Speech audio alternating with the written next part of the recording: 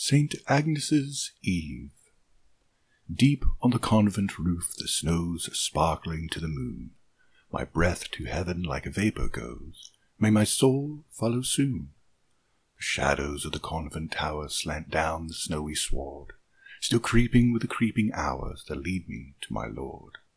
Make thou my spirit pure and clear, as are the frosty skies, or this first snowdrop of the year that in my bosom lies.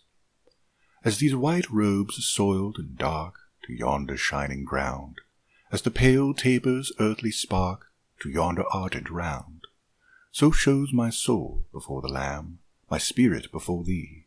So in mine earthly house I am, to that I hope to be.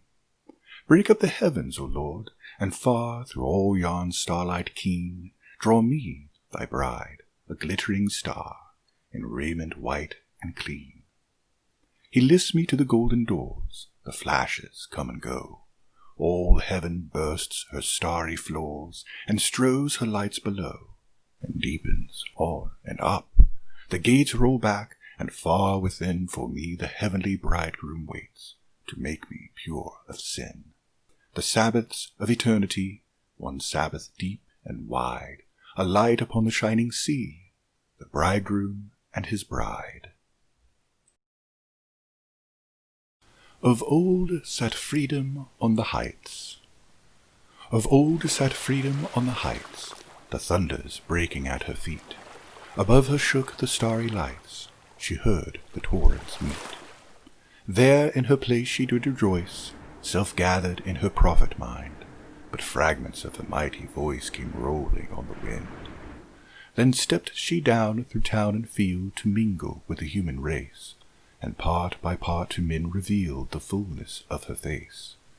Grave mother of majestic works, from her aisle altar gazing down, who, godlike, grasps the triple forks, and, kinglike, wears the crown. Her open eyes desire the truth, the wisdom of 1,000 years is in them. May perpetual youth keep dry their light from tears, that her fair form may stand and shine, make bright our days and light our dreams, turning to scorn when lips divine the falsehood of extremes.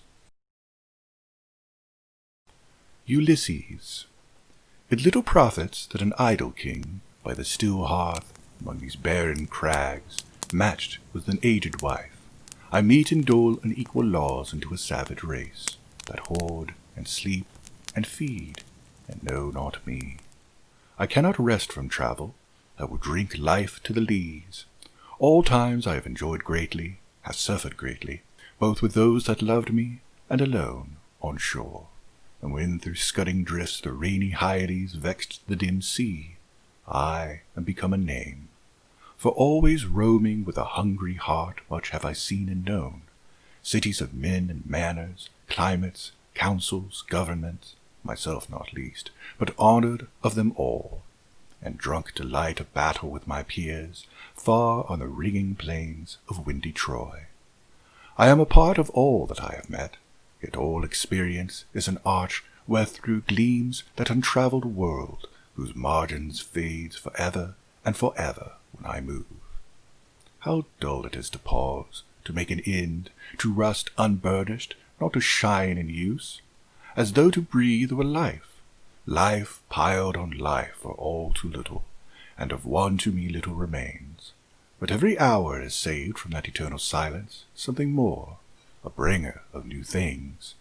And vile it were for some 3 suns to store and hoard myself, and this grey spirit yearning and desire to follow knowledge like a sinking star, beyond the utmost bound of human thought. This is my son, mine own Telemachus, to whom I leave the sceptre and the isle, well loved of me, discerning to fulfil this labour, by slow prudence to make mild a rugged people, and through soft degrees subdue them to the useful and the good. Most blameless is he, centred in the sphere of common duties, decent not to fail in offices of tenderness, and pay meet adoration to my household gods when I am gone. He works his work, I mine. There lies the port, the vessel puffs her sail, there gloom the dark broad seas. my mariners, souls that had toiled and wrought and thought with me, that ever with a frolic welcome took the thunder and the sunshine, and opposed free hearts, free foreheads. You and I are old.